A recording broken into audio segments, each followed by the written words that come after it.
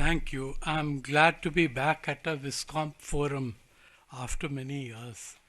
I think, Rita, you invited me last.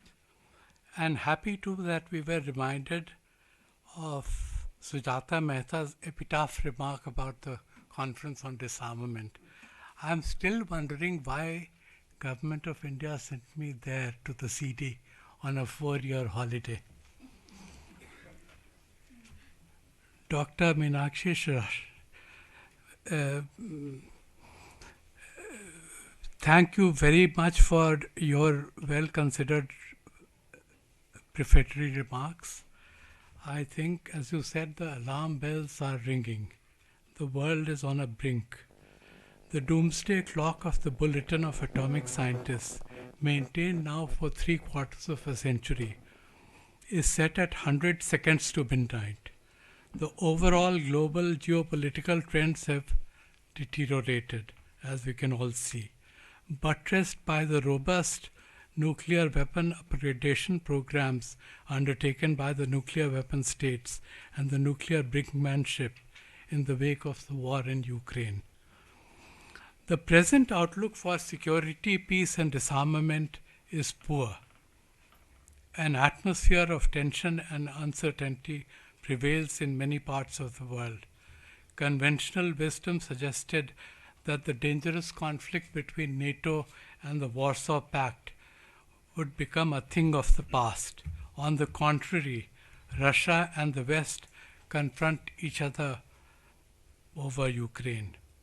West Asia continues to be in turmoil, arguably more than any time since the breakdown of the Ottoman Empire. Racked by sectarian conflicts that recall the European wars between the Protestants and the Catholics in the 16th century. The Shia-Sunni doctrinal divide always existed, but had never before taken the virulent form that we now see. Mashrek, with conflicts ranging in Lebanon, Syria, and Yemen, and the Maghreb, with Libya in a limbo, has accentuated security from the Sahara to the Sahel. The Iranian people are in revolt against their regime. From the unraveling of Afghanistan to the turmoil in the South China Sea, the international situation is turbulent. Nations require to pursue disarmament to better address the pressing human and sustainable development challenges. From a human security perspective, the prime threat globally comes from not whether or states have nuclear weapons. The danger really is from social deprivation and exclusion, and slow and uneven economic growth, unshackling entrepreneurship, accelerating infrastructure and connectivity projects, promoting global and regional public goods, and fostering equitous development will make for a safer world. Aspirational goals across societies are similar. They want the fruits of growth, good governance, and social harmony anchored in democracy and the rule of law. The prerequisites for these are security and stability. It's truly a paradox that nuclear deterrence provides both the ultimate assurance of security and stability in this time of turmoil, and at the same time the threat of total extinction of life on Earth, as Meenakshi, you said earlier. Nuclear deterrence is based upon what Thomas Schelling described in The Strategy of Conflict as the threat of massive destruction, with deterrence-related decision-making resting in some cases in the hands of militaries or narrowly based unrepresentative leaderships. Certitude about rational behavior has suffered. This has weakened the nuclear component of deterrence, which is compromised further by the use or threat of subconventional and below the nuclear threshold measures by certain nuclear weapon states. These include intimidatory statements and the sanctuary sustenance and support of terrorist groups to compensate for their perceived conventional inferiority, even while they reinforce their nuclear deterrent. A limited exchange of nuclear weapons on the battlefield appears to be a fantasy. An escalatory use of tactical nuclear weapons to terminate war is unlikely, except in academic theorizing or wargaming. In case any kind of nuclear weapons are ever used, all bets will be off. Nuclear weapons are supposed to be a means to limit or end conflicts and wars. They can also end human civilization. The precariousness of human existence is compounded by the stupidity, blundering, and intemperate conduct of policy. History is replete with examples of leaders with a proclivity to make mistakes. In January 2022, early this year, the Permanent Five of the United Nations Security Council flagged the formula, I quote, "A nuclear war cannot be won and must never be fought." This was said by Presidents Reagan and Gorbachev 37 years ago in Geneva. The reiteration of this truism was to prepare the ground for the 15th Review Conference of the NPT, which concluded earlier this year without a final document being adopted. The same P5 countries that are recognized nuclear weapon states under the NPT vote against the UNGA resolution on reducing nuclear danger. Their January statement stopped short of ideas for progress towards nuclear disarmament. It even curiously affirmed that so long as nuclear weapons exist, they serve, I quote, defensive purposes, deter aggression, and prevent war, unquote. This is at best debatable. Does it have universal applicability, or is it confined just to the P5? And how have nuclear weapons deterred aggression and prevented wars since the Second World War, including in Ukraine? What needs to be done to limit nuclear armament and engender disarmament? Nuclear armament can be contained only through a committed, agreed multilateral framework to elaborate the specific steps required to reduce and eliminate nuclear weapons. There is no other way to do it. A group of countries coming together and adopting a convention, even at the UNGA, doesn't mean there will be disarmament. All the states that have acquired nuclear weapons or are standing at the threshold of such acquisition must be part of such a process. At present, there is no convergence among member states of the UN on any such framework or issues of strategic stability. They have differences even on nuclear governance, including nuclear security and non-proliferation. The Cold War might have ended, but Cold War thinking has not. There is nevertheless no other option than to energetically pursue international dialogue to build a consensus on nuclear disarmament. These could embrace the following goals. Get the nuclear weapon states, including, of course, India, to unequivocally commit to eliminating nuclear weapons and reducing the salience of nuclear weapons in their security doctrines. An agreement among the nuclear weapon states on the no first use of nuclear weapons. an agreement on the non-use of nuclear weapons against non-nuclear weapon states, a convention on the complete prohibition of the use or threat of use of nuclear weapons. I don't have to remind this audience, and we were already reminded earlier, that the non-use norm for nuclear weapons or nuclear taboo has lasted since the end of the Cold War. Finally, a comprehensive nuclear weapons convention inclusive of verification of its compliance, which has universal coverage and is non-discriminatory. Such a convention should prohibit the development, production, stockpiling, and use of nuclear weapons and commit to their destruction within a specified time frame.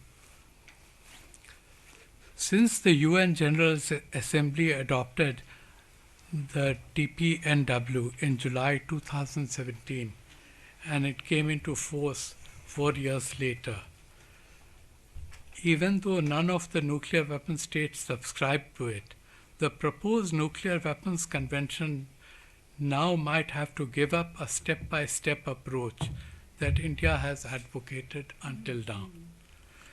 Before working for the above-mentioned goals as an immediate measure, the nuclear weapon states must agree upon some critical steps to reduce nuclear danger, especially the risks of unintentional or accidental use of nuclear weapons by de-alerting and de-targeting nuclear weapons, as well as eliminating a whole type of nuclear weapons, the tactical nuclear weapons.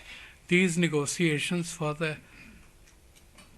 these two steps together, if taken, would build the right atmosphere for the eventual elimination of nuclear weapons. Now, how does this gel with India's position? When I was invited to speak, I was a bit reticent because as I have got on with life, I have become more of a realist. And Dr. Gopinath said that she speaks always from the more human perspective. And my difficulty was whether disarmament continues to be in our security interests or not. And after thinking through this issue for a few days, I realized that disarmament and nuclear disarmament is in consonance with India's security interests. And how is it consonant with India's needs and policy? Whatever I said earlier, all the suggestions, are fully in line with the continued Indian approach to disarmament. Although the decision taken by the Cabinet Committee on Security on India's nuclear doctrine in 2003 January did not follow the letter of what had been proposed in the draft nuclear strategy by the National Security Advisory Board in August 1999. It embraced the core suggestions of the NSAB draft. India's nuclear doctrine of maintaining a credible minimum deterrent with a no first use posture and non-use of nuclear weapons against non-nuclear weapon states is well appreciated. This is based on India developing a resilient nuclear triad that provides an assurance and adequate retaliatory capacity to inflict unacceptable damage on any aggressor. There is an embedded Indian belief, which is deep-rooted, that nuclear weapons are not weapons of fighting wars, but are political instruments. And the biggest votary of this was K. Subramaniam, who headed the NSAB at the time when the draft nuclear strategy was proposed in 1999.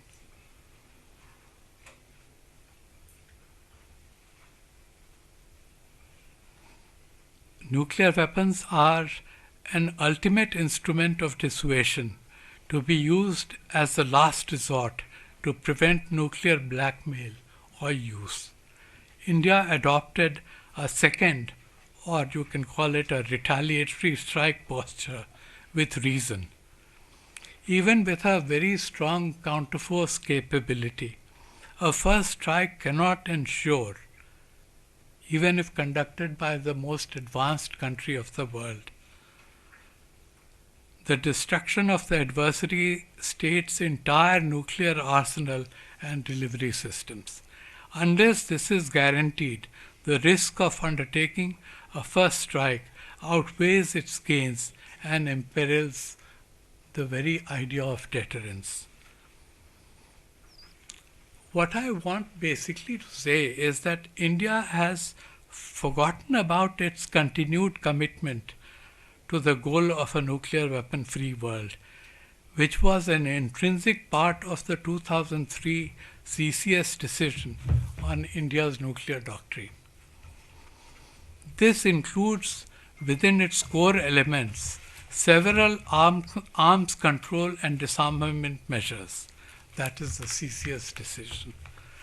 These comprise the continuation of strict controls on the export of nuclear and missile-related materials and technologies, participation in the Fissile Material Cutoff Treaty negotiations whenever they take place, and continued observance of a moratorium on nuclear weapon testing, which India has scrupulously observed since May 1998. The doctrine adopted by the CCS reiterated India's continued commitment to, and I'm quoting now, the goal of a nuclear weapon-free world through global, verifiable, and non-discriminatory nuclear disarmament, unquote. In addition, the NSAB had suggested that India should work towards an international treaty on the no first use of nuclear weapons, which India has repeatedly reiterated in UN forums. It has further proposed that India should work for internationally binding unconditional negative security assurances by the nuclear weapon states to non-nuclear weapon states, conforming to India's negative security assurances. Since nuclear weapons are very destructive, NSAB recommended that appropriate nuclear risk reduction and confidence building measures be sought, negotiated, and instituted. There is a need here to emphasize that India's continued stake in disarmament and arms control is not the consequence of misplaced and what some people might describe as woolly-headed idealism. The 1999 draft nuclear doctrine underlined that nuclear disarmament, I quote, is a national security objective, unquote. This is as important today as when India did not possess nuclear weapons. India's call for, when our Prime Minister said that this is not an era of war, this resonated globally, as reflected in the G20 summit's final outcome document. It's now time for India to renew its call for a nuclear weapon-free world. Since this is a WISCOMP function, I must conclude with some thoughts on women concerning national security, war, and diplomacy. But these are very light remarks, not very serious remarks. So I hope I don't intrude into your presentation.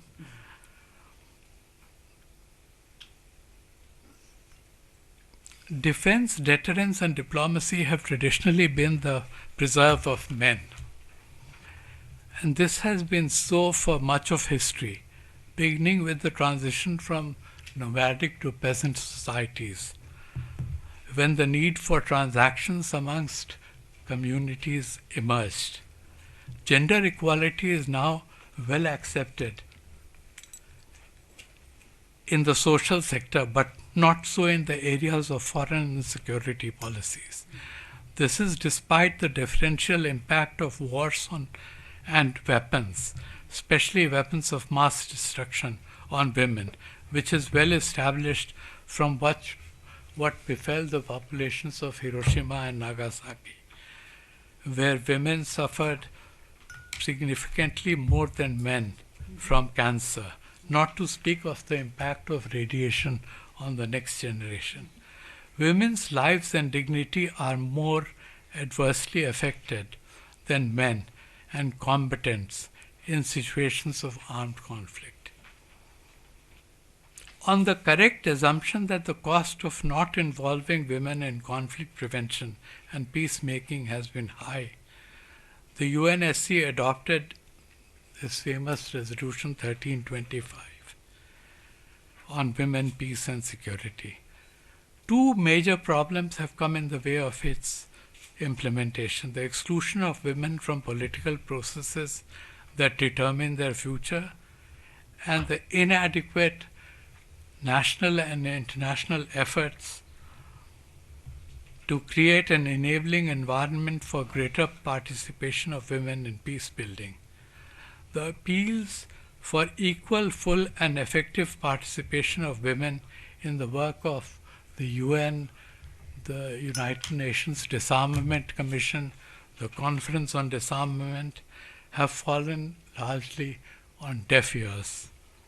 These bodies have fewer women, even in proportion to their representation in the political and diplomatic arenas of some of the UN member states. The UNIDIR 2019 study that Dr. Gopinath, you mentioned, referred to the concept, and it's also mentioned in the concept note that I got. It concluded, based on a quantitative analysis of almost 100 multilateral meetings, that women are frequently underrepresented in multilateral forums connected with peace and security. The increased participation of women in security forums would widen the ambit of discussions, as women tend to be more sensitive to human security and bring in more diverse ideas. Some argue that women have no place on the table to negotiate weighty matters such as deterrence and disarmament, because women are both genetically and educationally ill-equipped for this role. But despite entrenched discrimination against women that we have seen in the past centuries, Madame Curie won the Nobel Prize the first time around in physics in 1903, at the turn of the last century. And the sole legitimate child of Lord Byron, Ada Lovelace, who died at 36 in 1852, wrote an academic paper which is preserved in the Bodleian Library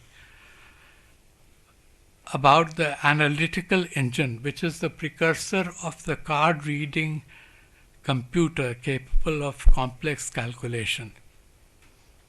Ruth Hoves and Catherine Hutzenberg have written about women scientists, machine operators, engineers, mathematicians, and service and medical personnel involved in the Manhattan Project that produced the world's first atomic weapons in their famous 1999 book entitled Their Day in the Sun.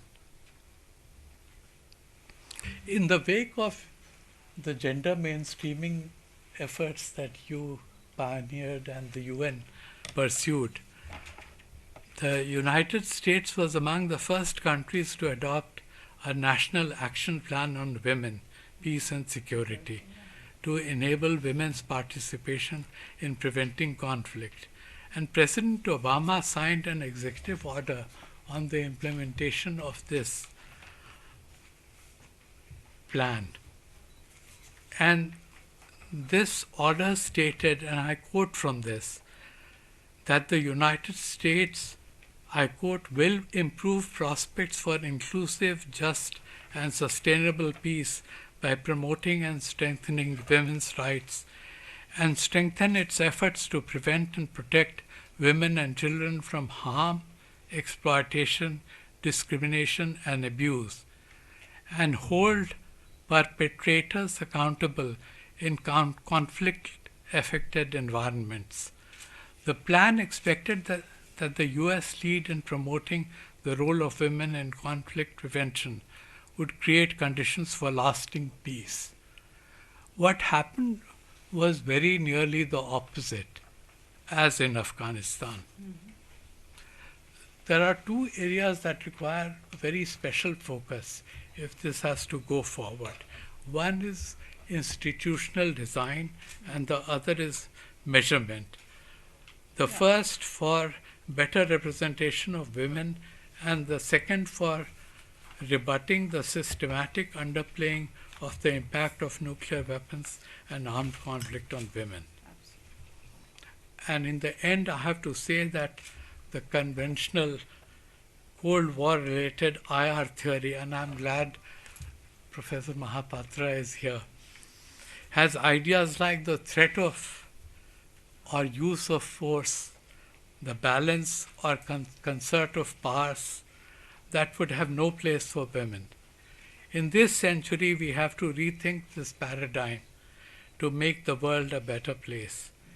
James Derderian, one of the contemporary IR theorists who now lives in Australia, defines the principal challenge of the time as mediating estrangements between individuals, groups, and entities.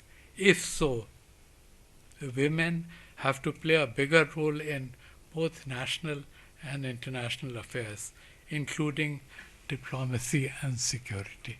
I thank you. Thank you very much, Jayant, for that extremely, shall I say, thought-provoking and extensive kind of presentation. We hope that this will open up. We are sure it will open up several questions and points to debate and dialogue and take this forward. Thank you once again.